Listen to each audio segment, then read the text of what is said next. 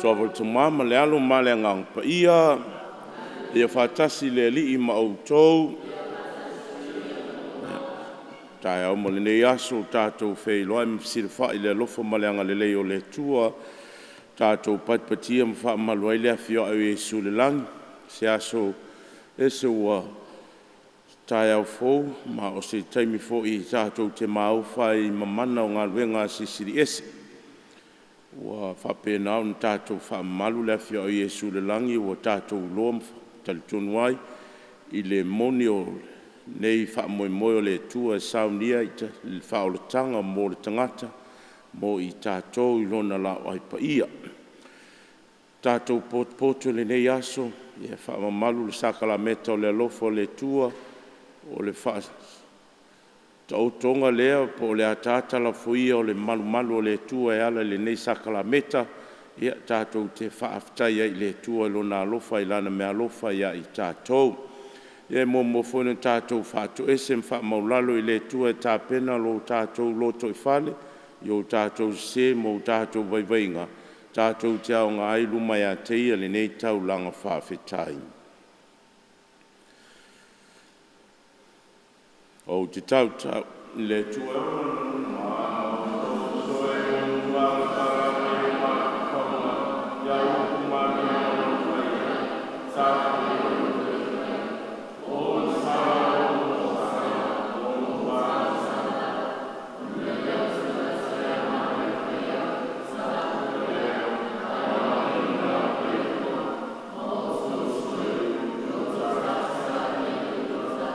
Whamaya i tātou le tua o, na le mana uma, whamangalo i tātou sala Taitai i tātou le ola e whawawau. Le ali e alo whamai le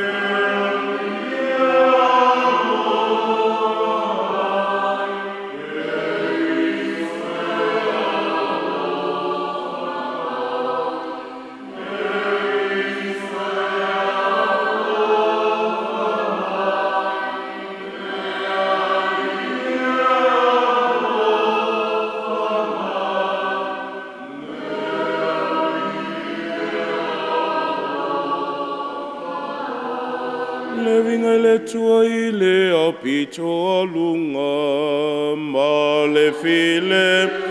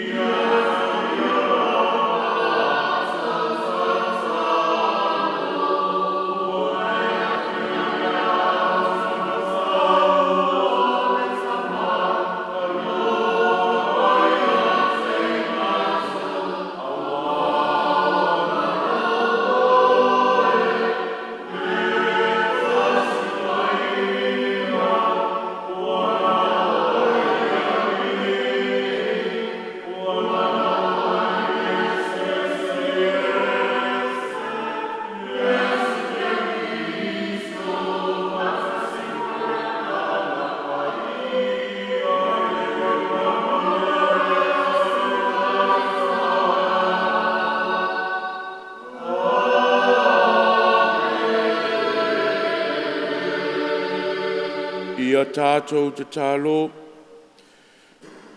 Dea tualo mātou te mai e whaoriorine mātou le Afioga le langi o lo walo Iesu Keriso. So ni mai nei o mātou mulmuli a te ia o atua i le fuata ingo fou. Walo na Afioga le langi o lo mātou mamalu. Malo mātou whamoe moe lea. La mātou talo lea la tui lo mātou li Iesu Keriso o lo walo le soe fumpuri whatasi ma oe. Le maftanga ma le angang pa i o le tua mo le whababau lava. Amen.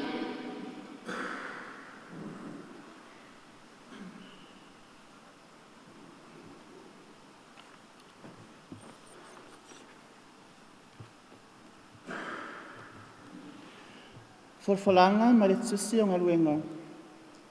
Se ale mea tō te tutuai ma wawaai i le langi. O Iesu a veina i le langi. Teofiloe, na otu o sielo lua i tala i mea umalawa na amata o na whai o Iesu. Ma o atu e o i le aso na a veinai o ia o ina ua uma o na polo i atu e ala i le anganga paia. I le awa postolo e na filifili e ia. Wa mawailo na ti ngā o na ia whailo atu ai lea o ia lava i ata i la atou. O toi fua mai, o whaamaonia i whailonga e tele. E whaanga furu pō ua ilo ai o i la atou. Mana whetara i atu ia mea mana maano o le atua. Sa whaatasi o ia ma i la atou. O na whetara i atu lea o ia i ata i la atou. I le atu ua Yerusalema, a ia whaatali i le mea na wholafolaina i le tamā. Ua ota o whaalongo ai i ate au. A wana papatiso lava Ioane i le vai, a o tō e papatiso ina o tō i le nganga paia. E le tele ni aso e vai. Ua poto i la tō o na tofesiri ai lea i ate ia. Ua whaapea mai lea lii. O ona pō nei i ate oe. O ona pō nei ea e te toe fuatai mai ai le mālo i sa wā elu. A ua whetara i atu o ia i ate i la tō. E le tusa ona o tō wiloa o na pō ma ona tausanga. Ia tuu le tamā i lawa lana puli. Ai peitai o le a maua e o tō le mana pe a fia i fola nganga paia i lunga i ate o tō. E whai o tō ma moni mau i ate au i Yerusalema, ma i utaia, o Malawa, ma Samaria, e o lava i le tula inga o le Lalolagi. O whetara i atu ia mea, o nga si itia le o ia, o la atou o wawa ai atu. Ua awe foi o ia i le ao ngai lo la atou luma. Wa la atou tuli matai ia i le langi, a o Afioga o ia, whauta foi, o tangata e to o lua ua tutu mai ate i la atou, i ofu te singa, wa la whai mai, o tau tangata kalalalai. Se ale mea tō te tutu ai, ma wawa ai i le langi. O Iesu le nā ua aveina, a ina yati o tō i le langi. E whaapea o na toi Afio mai o ia, pe i olo na Afio atu i le langi, na o tō wawa ai i ai. O le upu a le alii.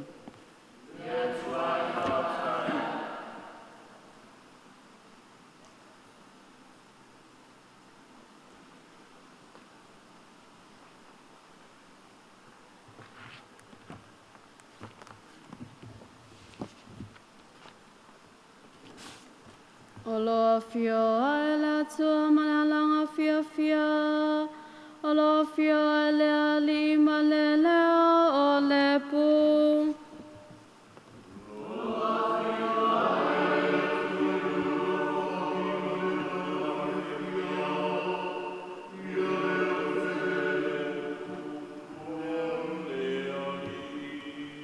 Ina pati a tau lima. O tonu malawa, ina lalanga tuia i le tua malala fia. Awa e matausia le ali le silisili ese, o le tupu silisili e le lalolagi ata.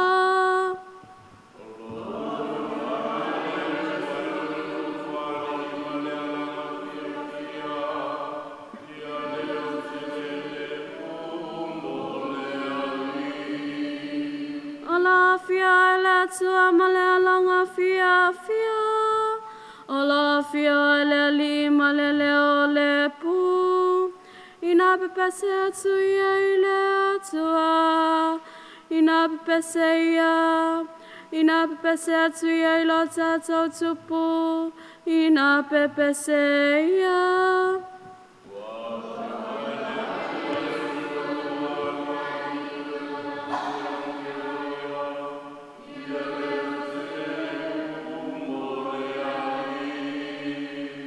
Awala tupu ia le Lalolagi ata. Ina pepese atu ia male ata mai. Ua fai matupu le atua inu ese. Olo tia tia le atua ilona no foali pa ia.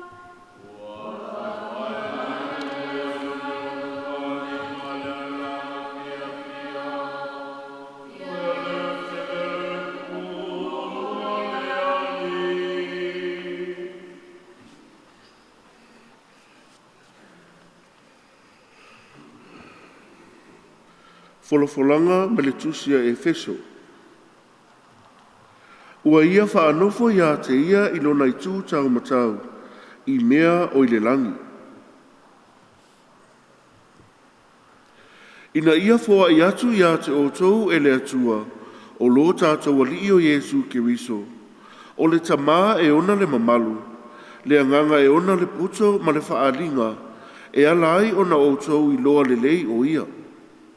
Ia wha pulaina mata o outou loto. Ina ia outou i loa le winga o le wha moe moe, ua i lona vala au mai. Ma le winga o le whaulainga mea le lei, o i lana tō whinga ua silisili mo le au pa ia. Ma le winga o le silisili e se lava, o lona maalosi ua ia i tātou, o e wha tua. E tusa manangaluenga o lona mana te le lava. Na ia matuanga lue ai ia Kiriso. Ina ua toe whaatuina mai o ia na ie ua oti. Ma whaanofo ia te ia, ilo nai tū tau matau, i mea o i le langi. E silisili lava ia li sili o malava, ma whai pule, ma e ua maalolosi, ma alii, ma ingoa o malava e tā ua, e le ngata i leo langa nei, ai o foi i lea tali.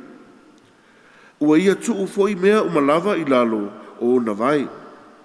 Ma tuu ina atu o ia e whai maulu o mea o malava, mole e kāresia. O lona tino lea, o le tumu o le na te whaatumu ina, mea umalava i mea uma. O le upu a le ali.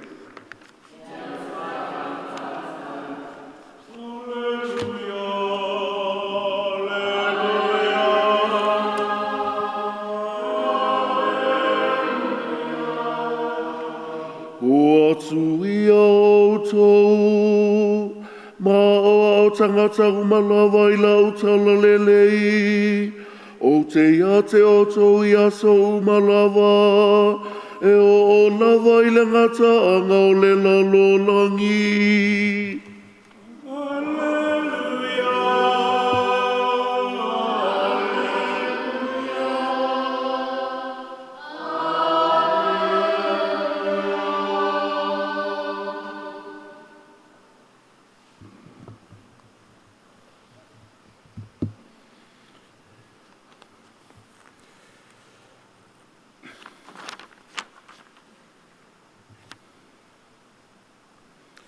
Ia whātasi o le li i mautou, o le wholafolanga o le tala le leia le li i na tūsia māteio. O no atu ai lea o le uso o tō se fulu ma le tō tasi Kalileia i le maunga na polo ai atu ai Jesu i ai lātou. Wa lātou loa ia, o na lātou ifo mai ai lea i ate ia. A ua māsalo salo nisi. O na maliwa ne ai lea o Jesu whetala ia i lātou. Tuina mai a te au le pule umalawa i le langi, ma le Lalolagi. O le ne ia o tau o atu e whainu umalawa maso. Baptiso atu ia i lātou i le suafo le tamā, ma le atali'i ma le agaga paia i outou aoao atu ia i latou ia tausi i mea uma ua ou fai atua iā te outou fauta fo'i o te iā te outou ia so uma lava e o lava i le gataaga o le lalolagi o le tala lelei a le ali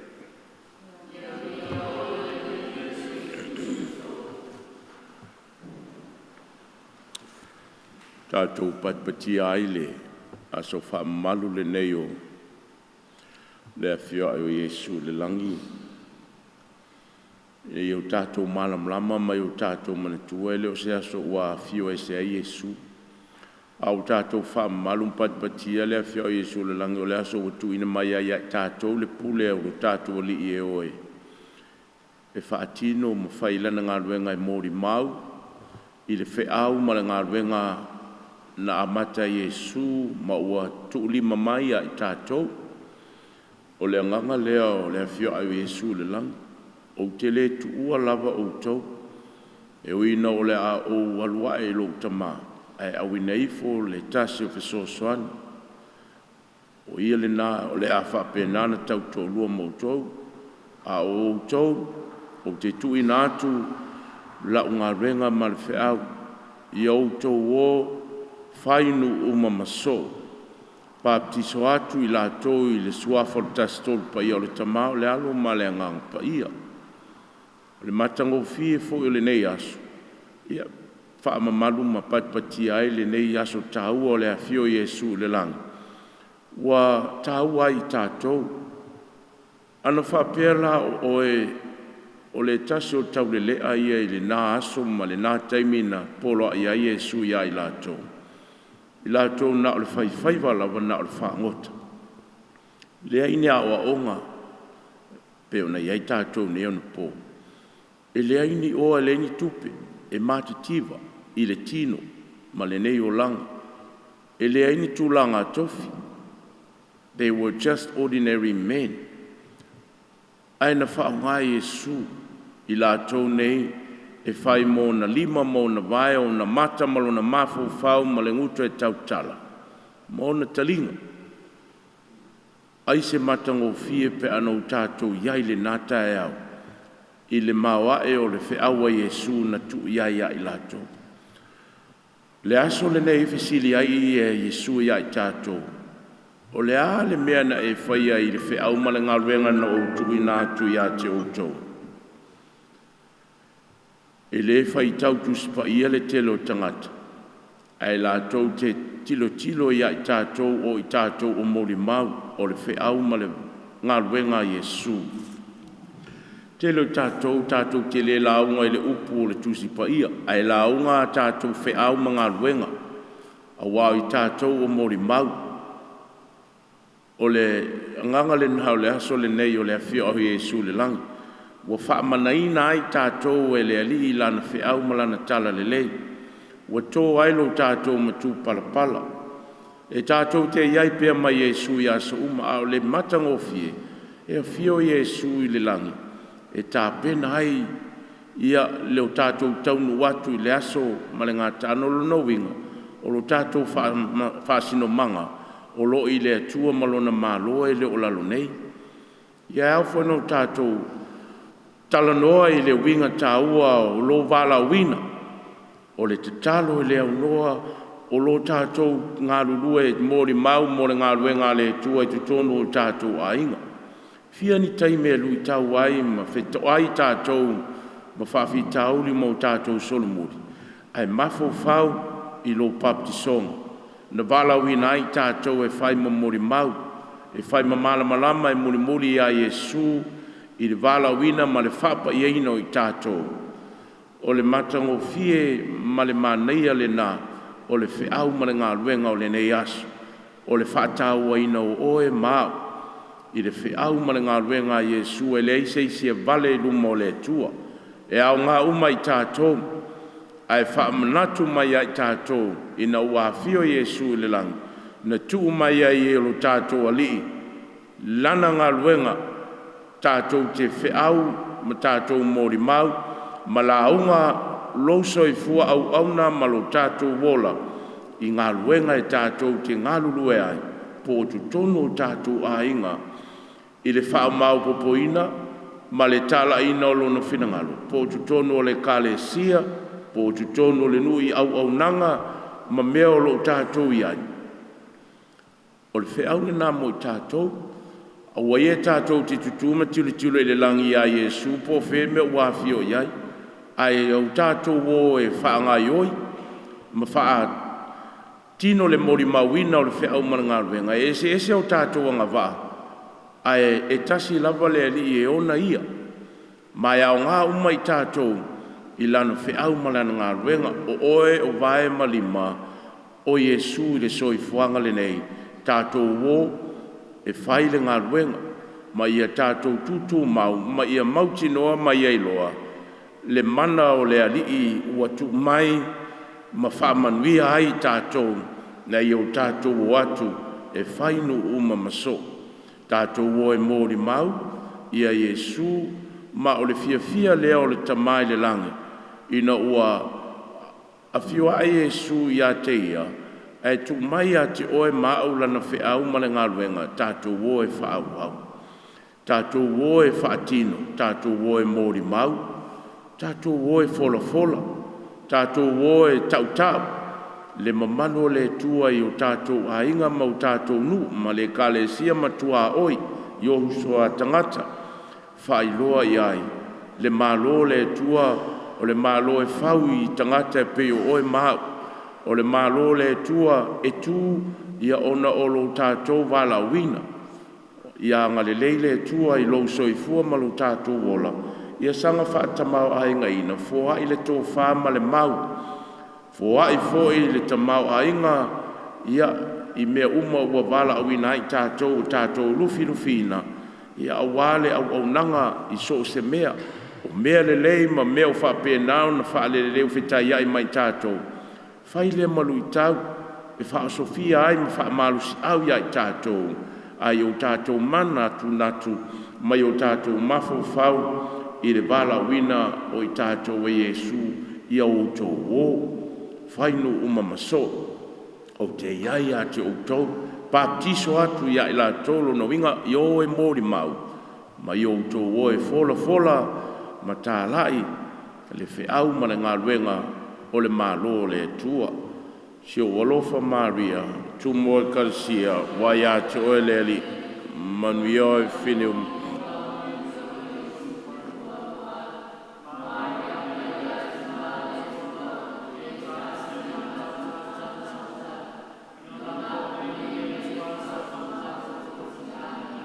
Tātou tutula i nei e wholofola le tautinonga lo tātou whātutua o te whātutua le li e tō tasi o le tamai ona le malo si malava o le na whai le langi ma le Lalolagi.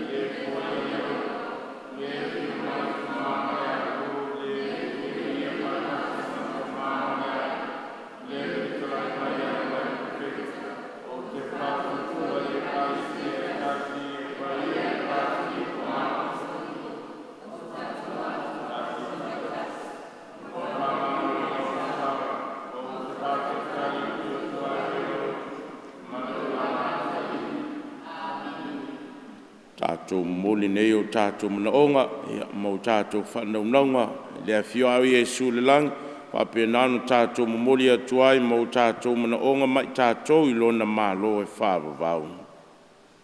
Mo le kalesia pa ia. Ia la le pea le kalesia e whalafola le tala lei. Matala yatsu nu uma. Tātou talo lea i le ali. Mo taʻitaʻi o mālo mātunuu. Ia lātou galulue ma le file mu. Le ami o tonu, manuia o tagata uma. Ae maise i lātou o popoagatia. Tātou salo lea i le alii. Mo misionare o Taulaga, tagata lotu, ma whaiaʻoga o le whaatuatua. Ina ia whaamalosia i lātou e le Tagata Paia, le whaawawina o ngā luenga keriso, ma le whaamaoni ma le lotutele. Tātou salo lea i le alii. Mo lo tātou mta ngā luenga. Ia awane o tātou pulatoa i le langi, a ia ola ma moni mau i le talelei i o tātou ainga, ngā luenga manuu. Tātou salo lea i le alii. Mo e mamai ma e mawhatia. Ia whaamawhanawhanaina ma whawa i le soifua lelei a i lātou. E le alii wa toetu ma Afioga i le langi. Tātou salo lea i le alii. Mo e wa maliliu. Ia lātou ma futa e whawawau ma keriso. I lona mamalu i le langi. Tātou salo lea i le alii. Le tamau le langi wa Afioga e lo walo i le mamalu ai o lo mafuta pea mai mātou. Whaafafonga i la mātou talo. Mātou te vala wa tua i ala atu i a keriso lo mātou ali le whawawau lava.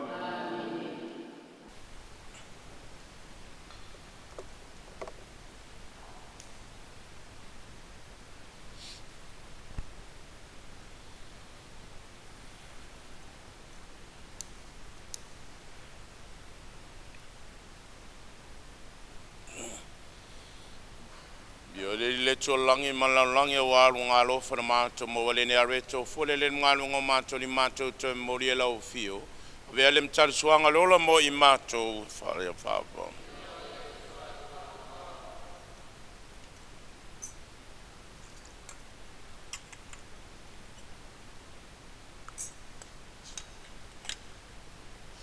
le tualangi malalangi walu ngalo for mato mo wale ne waino fol vil ngalo ngomato lima Mato I te mori atu leo fio na vele mai numanga lola mo I mato.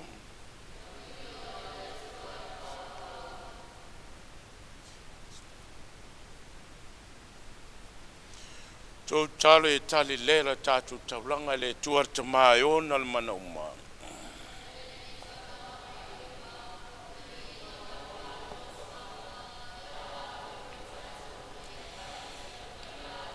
Menele lie tali ala mato molinga mato famluina le Afioga I langi o I keriso lo walo I so soani yana mealof I I mato ina I mato toi tu fatasi mai I fia fianga o le langi le o so I fuai o ia mapule mo le whawawau lava ia fatasi o le li mautou na si ai o tau loto Tātou whaftai le li o lo tātou atua. Māu le tua soifua e whawawau e olu mālo si malawa. Se misa mtanga whaia e moi mātou whaftai atu e la atu le. Ia Iesu ke risolo mātou ali. I lo na tino toitu. Na whai lo manino a ia. Ia lava I lo na au so ma le Afioga. Mana Afioga I le langi o la tau luma e wha I longa mo I mātou se vaenga I lona soifua whaatua. Le ala lea mātou te whaftai ai ma le awangel uma le langi e whai lo atu lo mātou awaila lātou pese whai tu mau olovi inga epa ia ia le alile tua au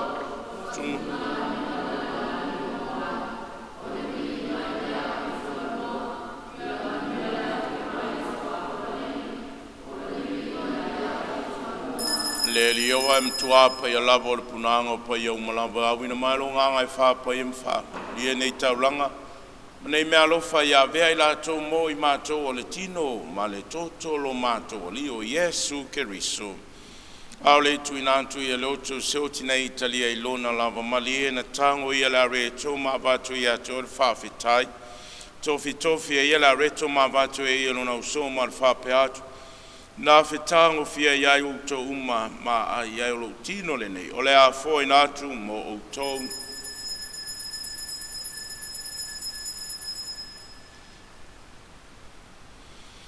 Ma ea tau mawhitangan tango ia lipu na vatu ia to whawhitai ma riingo tu atu le pulo na usoma le whape atu. I na whetango fia iai o to uma mwheinu ma iai o le pule nei o lo toto. O le toto le whenging fo ma le whapavau. O le a whamalingine mo tom tangata uma mo le whamangaluina o ang sala. I au tau whaia le nei sauninga o le whamanatu o am.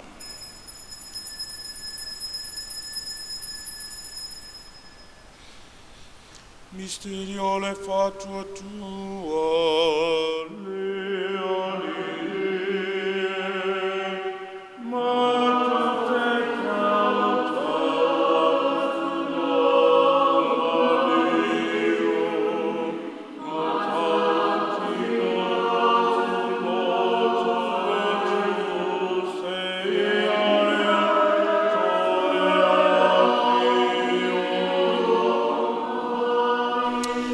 Whamantungolon, Maliumolon, Totu, Matu, Molila, Fiole, Nea, Retoleola, Manapol, Fartang. Matu, Faftaya, Toe, Walo, Ie, Matu, it's to your Luma, Mawana, Lavo Fio, Fiso, Sonny Mine. Your Matu, Umalava, your Matu, Motu Fang, the Tino Malato carries. If that's a Sia Matu, Maftanga, Tassiling, Pai. The human to allow a Kale, Sia Lalolagi, Toa, your Matu, Wole Lelof. Fatasi ai ma lio sulfalo matou Tamaita'i o mo sese lo matou e popo. Le tu ang sala o fai tofi uma e whapelo nei numa I latou to e fuataina mo lo malo.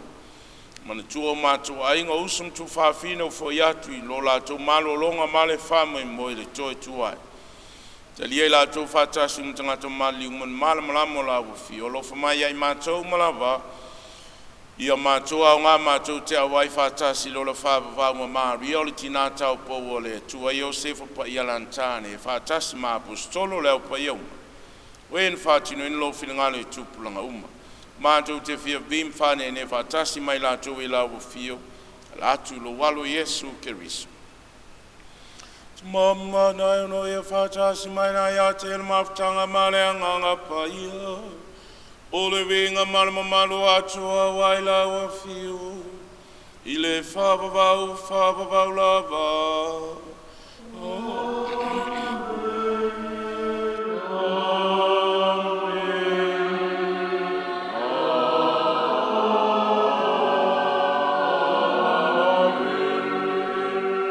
lo ingar whaolo whamosiri ana o pai tātou whatonga atuai lo mātou tamau le langi. Ia pai lo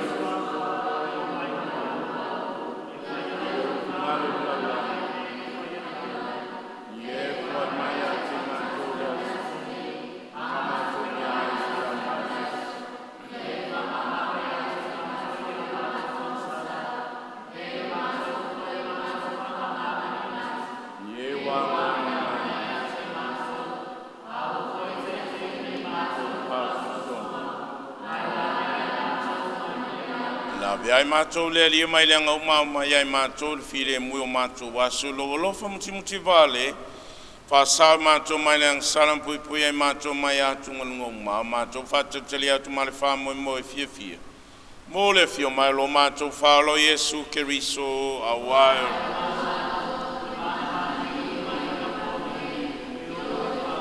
Leli Yesu Keriso na whai atu lo apostolo tu atu ia tu lo file mo tu whai atu ia tu tau.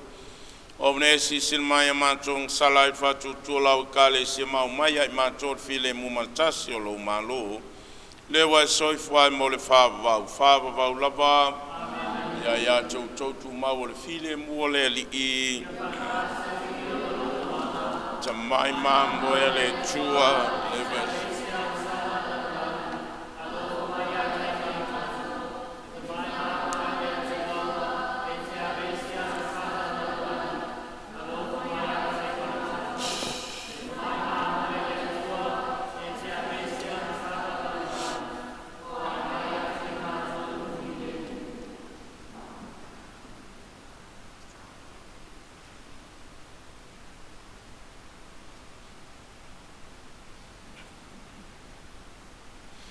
Pauto Yesu Keriso le alo le tua le tamai mamu e le tua le avai seang sala le larang. Manuia la tu mai tātou malava, wa bala ulia le ntali suanga paia.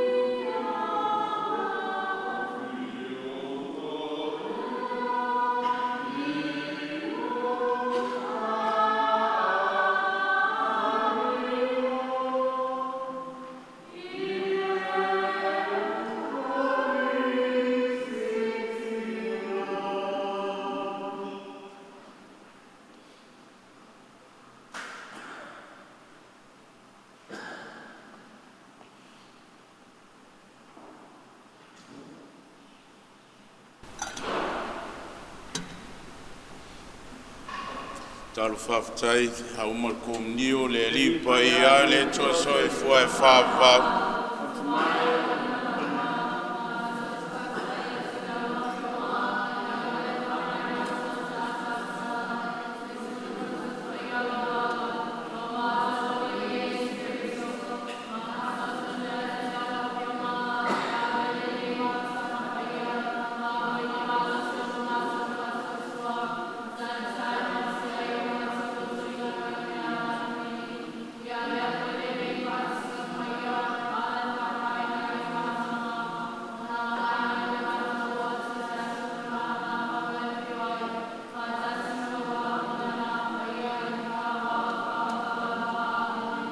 Yesu tu ir koluse Yesu e o le rianga le maleanga los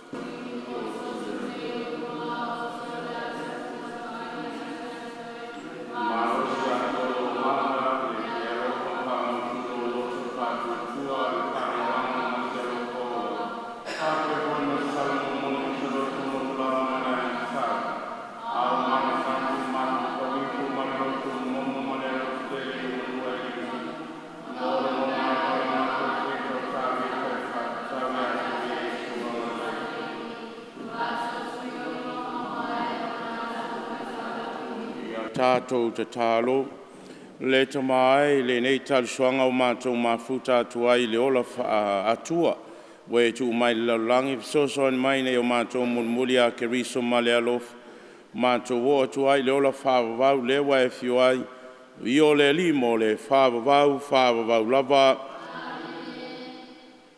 I o whātasi le limo o tau, tōpun no nei mo whamnianga le tua. Whamanuia atu le tua mana ia tau le nei aso na Afioga ai ailo na alo e tō tasi le lang sa auni sino fuanga mo I tātou. Amene. Ina ia ina ua lo na toi tu, na va aia Keriso e ono so. O Afio mai o ia o se whamasino ia tau le leia o tau mo le whawau I lana sila whanga. Amen. Wa tau whātua tua Yesu Afio nei lona no whaali I tau tupu I le tū tamatau o le tama. Ia ia tau fia li tali tununga o lo whātasi foi o ia ma o tau e o I le whaiunga o le Lalolagi whapei o lana folanga. Whamanuia o tau e le tua e ona le mana uma le tama o le alo o male anganga pa ia. Whātasi le li ma o tau. Now yo told manuia ma le file mo Keriso.